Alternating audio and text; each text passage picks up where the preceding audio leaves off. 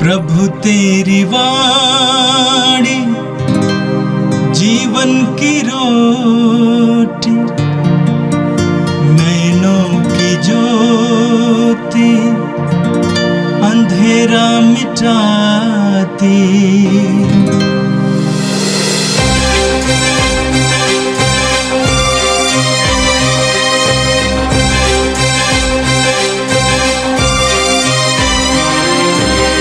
प्रभु तेरी वाणी जीवन की रोटी, नैनों की ज्योति अंधेरा मिटाती।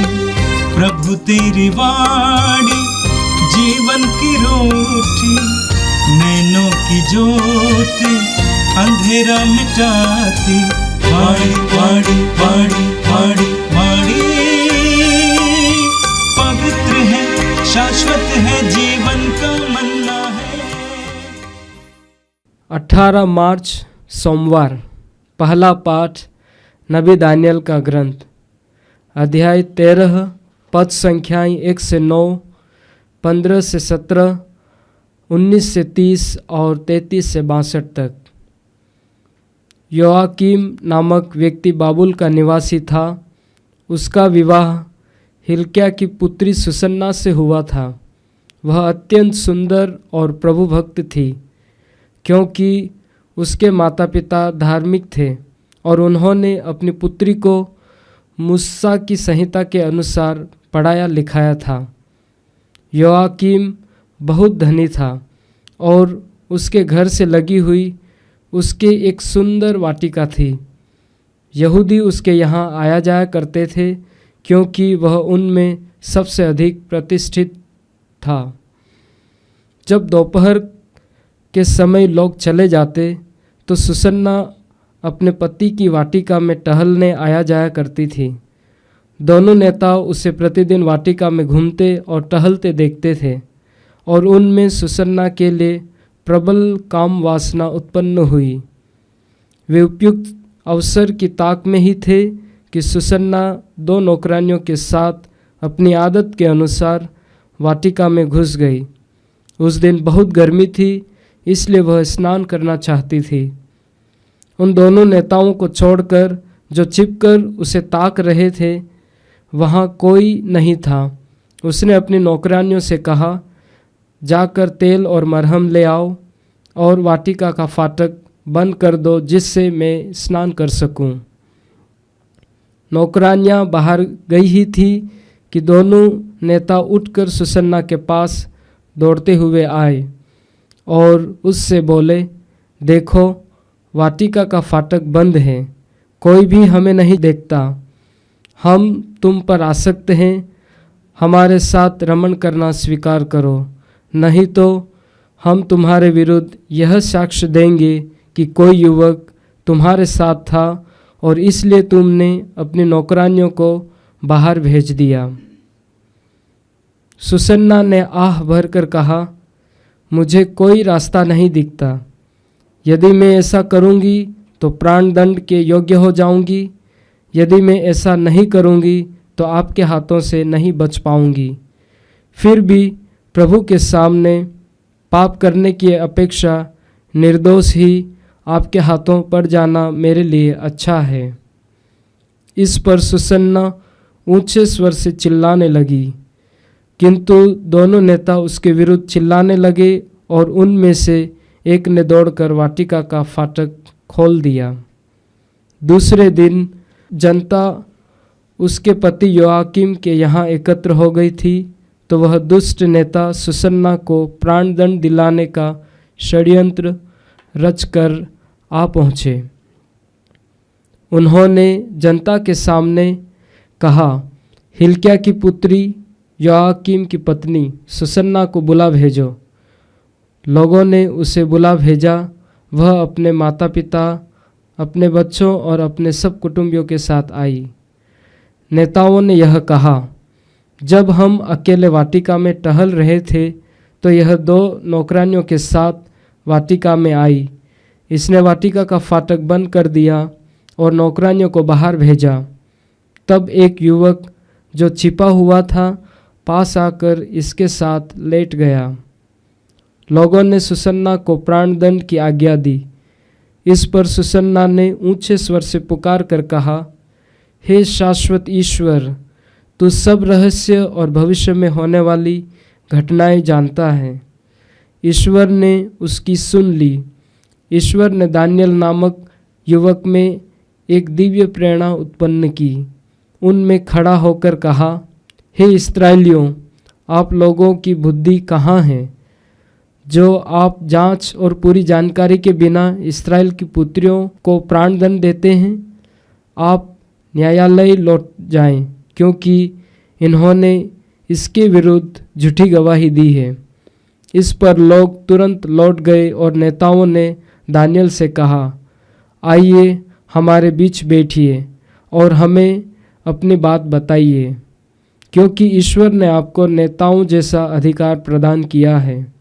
दानियल ने उनसे कहा, इन दोनों को एक दूसरे से अलग कर दीजिए और मैं इनसे पूछताछ करूंगा। जब दोनों को अलग कर दिया गया तो दानियल ने एक को बुलाकर उससे कहा, अधर्म करते करते तेरे बाल पक गए हैं।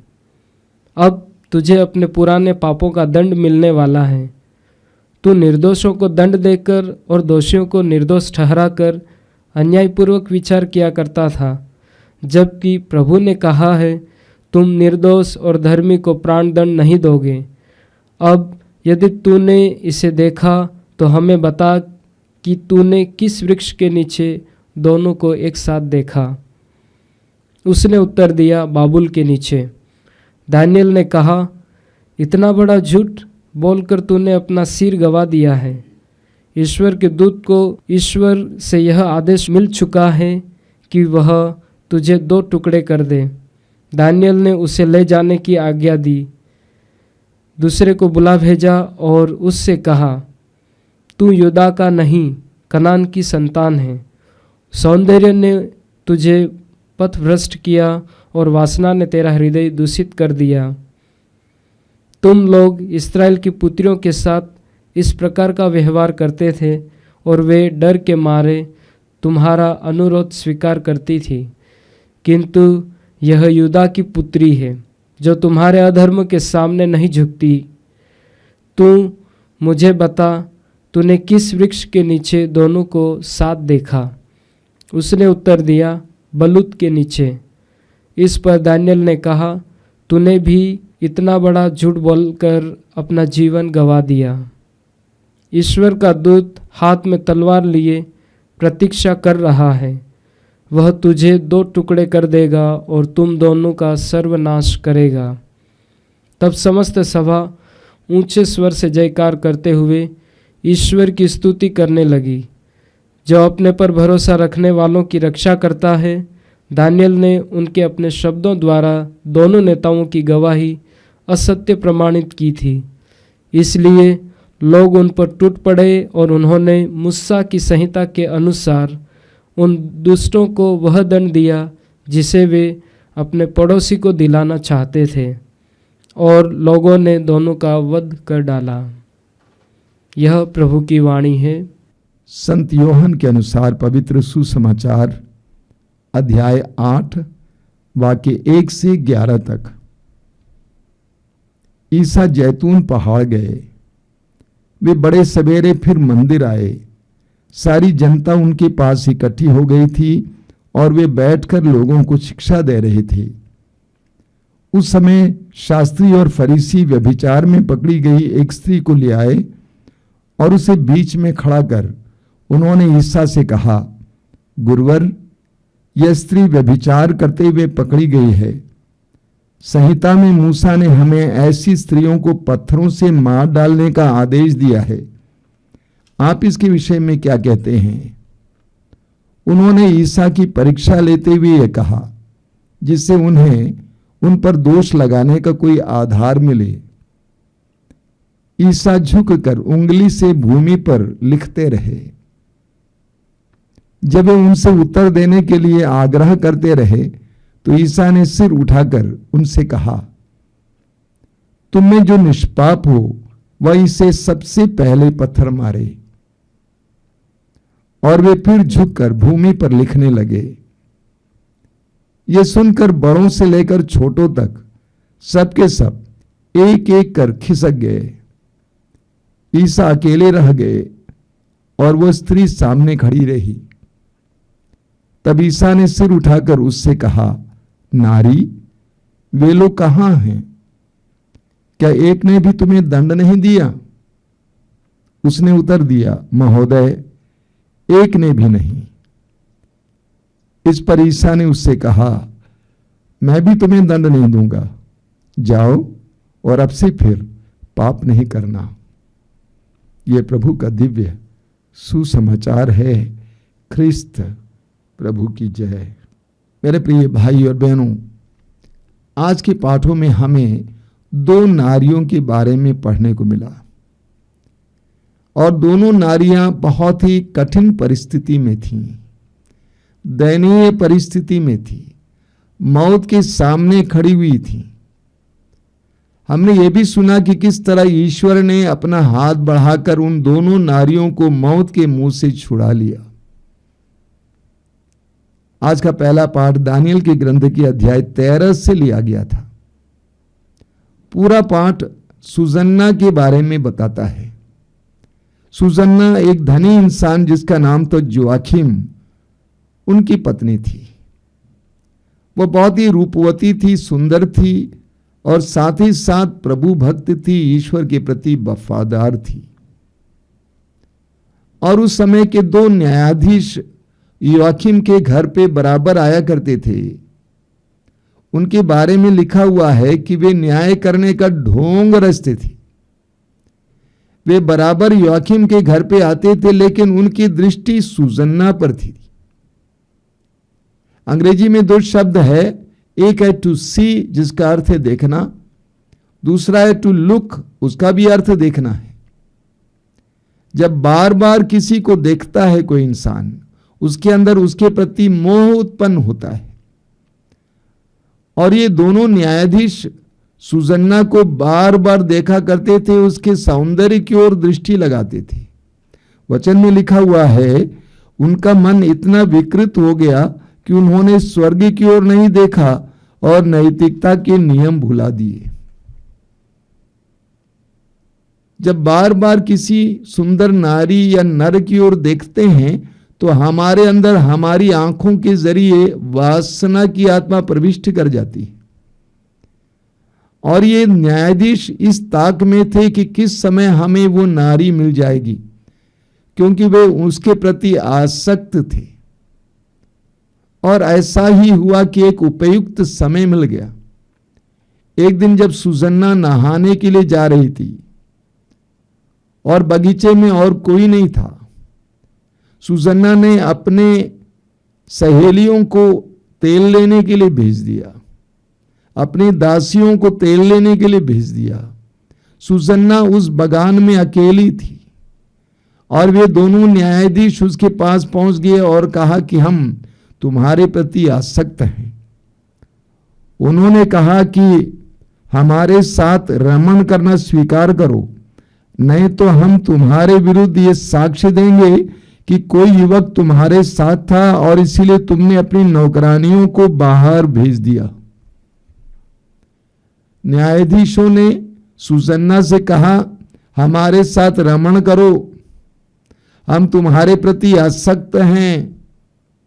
अगर तुम हमारी बात को नहीं मानोगी तो हम सभा में बताएंगे कि हमने तुमको एक युवक के साथ रमण करते हुए देखा पेड़ के नीचे, और लोग हमारी बात को मान लेंगे। लेकिन सुसन्ना ने उनकी बात को नहीं माना। सुसन्ना ने उनकी बात को नहीं माना। वह मृत्यु को स्वीकार करने को तैयार थी, लेकिन उन न्यायाधीशों के साथ पाप करने के लिए तैयार नहीं थी। वो अपनी पवित्रता को तोड़ना नहीं चाहती थी, ईश्वर के प्रति वफादारी को तोड़ना नहीं चाहती थी, अपने पति के प्रति वफादारी को तोड़ना नहीं चाहती थी। मृत्यु से बचने के लिए उसने सोचा, मैं मरने को तैयार हूं, लेकिन मैं इनके साथ बुराई नहीं करूंगा। और दोनों न्यायाधीशों ने सुसन्ना के ऊपर इल्जाम लगाया। सभा बुलाई गई सभा बुलाई गई और सभा में सुसन्ना को बुलाया गया और सुसन्ना अपने समूचे परिवार के साथ वहां पर उपस्थित हो गई। वचन में लिखा हुआ है, सुसन्ना अत्यंत सुडौल और रूपवती थी, वह घूंघट निकाले थी, अतः उन्होंने उसका सौंदर्य देखने और आंखों को तृप्त करने के लिए घूंघट हटाने को कहा। सुसन्ना घूंघट पहन के आई थी, लेकिन इन न्यायकर्ताओं ने अपनी आंखों को तृप्त करने के लिए उससे कहा कि घूंघट हटाओ। कभी कभी हम लोग भी ऐसे ही करते हैं। हम लोग भी अपनी आंखों को तृप्त करने के लिए न जाने कितने पाप करते हैं। मत्ती के सुसमाचार के अध्याय 5 वाक्य 27 में प्रभु यीशु ने कहा है, तुमने सुना है कि व्यभिचार मत करो, लेकिन मैं तुमसे कहता हूं यदि कोई एक नारी को, स्त्री को या पुरुष को वासना की दृष्टि से देखता है या देखती है, उसने अपने मन में व्यभिचार कर लिया है। वचन में आपने सुना कि उन्होंने उसका सौंदर्य देखने और आंखों को तृप्त करने के लिए घूंघट हटाने को कहा और उसके ऊपर इल्जाम लगाया जा रहा था। उसको मौत की सजा सुनाई जा रही थी। सुसन्ना ने क्या किया? वचन में लिखा हुआ कि 35 में वह रोती हुई स्वर्ग की ओर देखती रही, क्योंकि उसका हृदय ईश्वर पर भरोसा रखता था।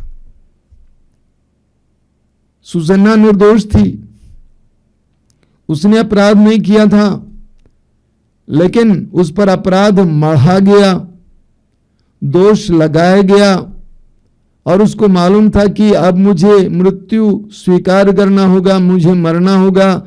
उस समय भी वो अपनी आंखें स्वर्ग की ओर उठाई हुई थी, क्योंकि उसका हृदय ईश्वर पर भरोसा रखता था। आगे वचन में पढ़ेंगे, ईश्वर ने एक युवक के अंदर अपना आत्मा उंडेल दिया। उसका नाम था दानियल। उसके अंदर आत्मा उंडेल दिया और वो लोगों के सामने आ जाता है और कहता है कि मैं इसके रक्त का दोषी नहीं हूं। इस पर सब लोग उसकी ओर देखने लगे और बोले, तुम्हारे कहने का अभिप्राय क्या है?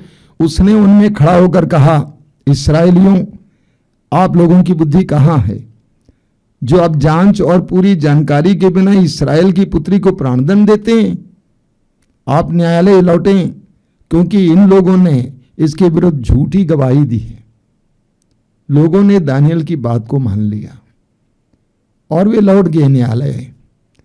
दानियल ने कहा कि मैं इन दोनों वृद्धों का न्याय करूंगा, और दोनों वृद्धों को, दोनों न्यायाधीशों को अलग किया, एक को एक छोर, दूसरे को दूसरे छोर, और एक से पूछा कि बताओ, आपने किस पेड़ के नीचे इस नारी को एक युवक के साथ रमण करते हुए देखा? उसने कहा, बबूल के नीचे।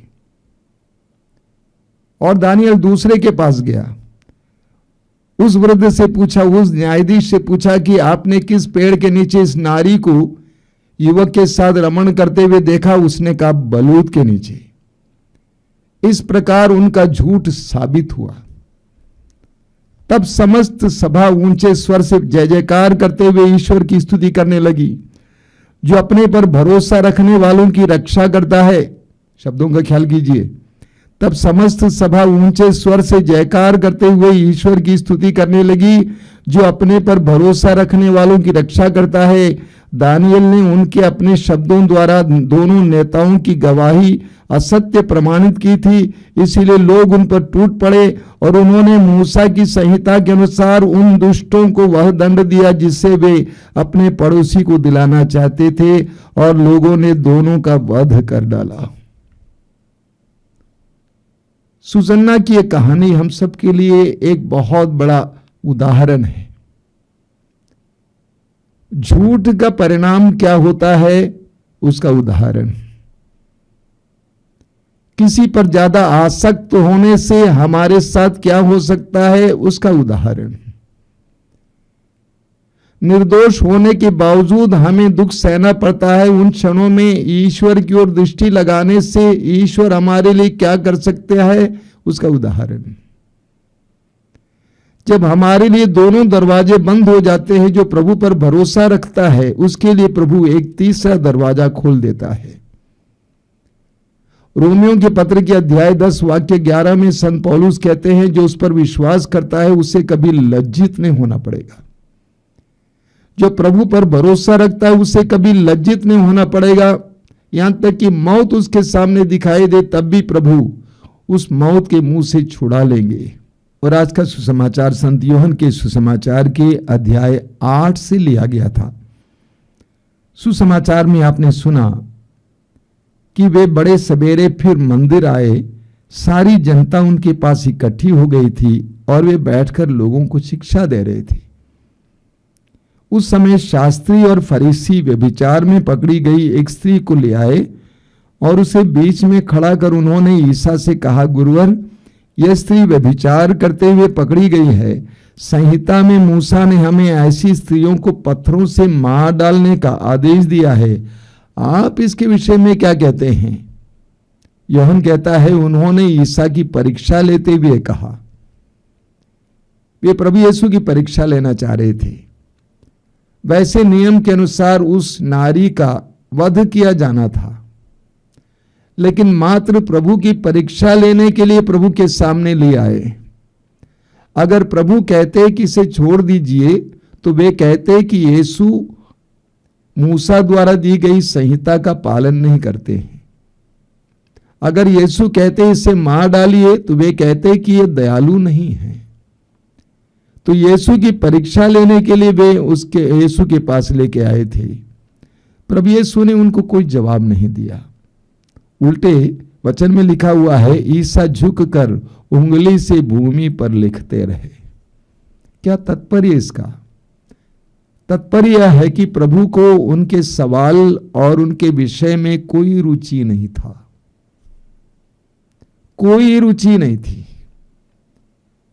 जब कोई आपसे कोई बात करता है और आपको उस बात में रुचि नहीं होती है तो आप दूसरा कुछ करने लगते हैं। प्रभु ने ऐसा ही किया, लेकिन वे बार बार यीशु को तंग करते रहे, बोलिए ना, बोलिए ना। अंत में प्रभु ने उनको एक जवाब दिया। वो जवाब उनके सवालों का जवाब नहीं था, वो जवाब पवित्र आत्मा द्वारा दिया गया एक ज्ञान का शब्द था, प्रज्ञा का शब्द था। प्रभु ने कहा, तुम में जो निष्पाप हो वह इसे सबसे पहले पत्थर मारे। तुम में जो निष्पाप हो वो सबसे पहले इस पर पत्थर मारे। यीशु उनको उनके ही पापों का एहसास करा रहे थे। उन सबकी उंगलियां उस नारी की ओर लगी हुई थी, लेकिन अन्य उंगलियां उनकी ओर थी, ये वे नहीं जानते थे। हमारे साथ भी कभी कभी ऐसा ही होता है। हमें दूसरों की कमियां नजर आती हैं, लेकिन अपनी कमियां नजर नहीं आती हैं। प्रभु यीशु वास्तव में उस नारी के सामने उन लोगों को चुनौती दे रहे थे। उनको इस बात की ओर इशारा कर रहे थे कि तुम पापी इस नारी को मृत्यु दंड देने वाले कौन हो? तुम स्वयं पापी हो। इसलिए प्रभु ने कहा, तुम में जो निष्पाप हो वो इसे सबसे पहले पत्थर मारे। और वे झुककर फिर भूमि पर लिखने लगे। प्रभु उस वचन के नतीजे के इंतजार में थे। लिख रहे थे। क्या लिख रहे थे हमें नहीं मालूम, कोई आवश्यकता नहीं जानने की। ये सुनकर बड़ों से लेकर छोटों तक सबके सब एक एक करके खिसक गए। यीशु की इस वाणी ने उनको स्पर्श किया। उनको लगा कि हम भी तो पापी हैं, मैं भी तो पापी हूं, मैं भी तो पापी हूं। सबको अपने पाप का एहसास हुआ और वे उस पापनी नारी को छोड़कर चल दिए। प्रभु का वचन सुनने से हमें पाप बोध होता है। दाऊद ने व्यभिचार किया और जिसके साथ व्यभिचार किया था उसके पति को मरवा डाला, लेकिन दाऊद इस तरह जी रहा था मानो कुछ नहीं हुआ, जब तक कि नबी नाथान उसके सामने आकर कहा कि तुमने पाप किया। पवित्र वचन हमारे अंदर पाप बोध लाता है। सभी चले गए। अब वो नारी अकेले अपने सर को लटकाकर यीशु के सामने खड़ी थी। जब सब लोग चले गए, शायद वो नारी अपने में यह सोच रही थी, काश ये व्यक्ति मुझे एक और मौका देते, मैं फिर एक बार जीना चाहती हूं, मैंने अपराध किया, मुझे एक और बार मौका देता। प्रभु ने इसके हृदय की बात को भांप लिया और प्रभु ने पूछा, नारी, वे लोग कहां हैं? क्या एक ने भी तुम्हें दंड नहीं दिया? उसने उत्तर दिया, महोदय, एक ने भी नहीं। यीशु उसे दंड दे सकते थे क्योंकि यीशु निष्पाप थे।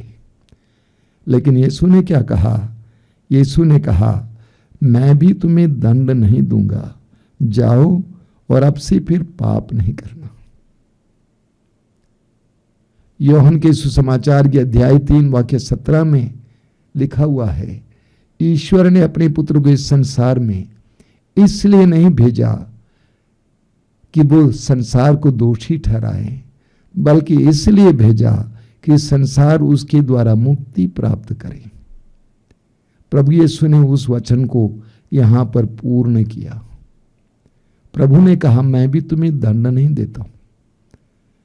ईश्वर हमें दंड नहीं देता है, बल्कि जीने के लिए और मौका देता है। हम एजेकियल नबी के ग्रंथ के अध्याय 18 वाक्य 23 में पढ़ते हैं। ईश्वर पूछता है, क्या मैं पापी की मृत्यु से प्रसन्न होता हूं? ईश्वर नहीं चाहता है कि कोई पापी मर जाए, क्योंकि ईश्वर जानता है कि हर पापी ईश्वर का दूसरा रूप है, प्रतिरूप है, ईश्वर की संतान है। मेरे प्रिय भाई और बहनों, इस 40 काल में ये दोनों सुंदर पाठ हमारे सामने रखते हुए कलीसिया हमारे सामने एक बहुत बड़े सत्य को रखती है कि ईश्वर हमें जीवन देना चाहता है। ईश्वर चाहता है कि उसके भक्त, उसके बच्चे पाप से विमुख होकर जीवन का जीवन जिए। आइए हम प्रार्थना करें। धन्यवाद देते हैं प्रभु आज के सुंदर दिन के लिए, आज के दोनों पाठों के लिए धन्यवाद। विशेष करके आज हम प्रार्थना करते हैं हमारे समाज की उन नारियों के लिए जो कुचली जाती हैं, जिनके ऊपर अत्याचार किया जाता है, उन पर दया करना। जिस तरह सुजन्ना को तूने बचाया, जिस तरह उस व्यभिचार में पकड़ी गई नारी को तूने बचाया, उसी तरह ऐसी हमारी बहनों और माताओं को संरक्षण देना, उन्हें बचाना। ये प्रभु यीशु इन वचनों को सुनने वाले मेरे भाई बहनों को आशीर्वाद दीजिए। आज का संपूर्ण दिन उनके लिए आशीष का दिन बने, कृपा का दिन बने। हमारी प्रार्थना को ग्रहण कर, आमीन। प्रभु तेरी वाणी जीवन की रोटी, नैनों की ज्योति अंधेरा मिटाती। वाणी वाणी वाणी वाणी वाणी पवित्र है, शाश्वत है, जीवन का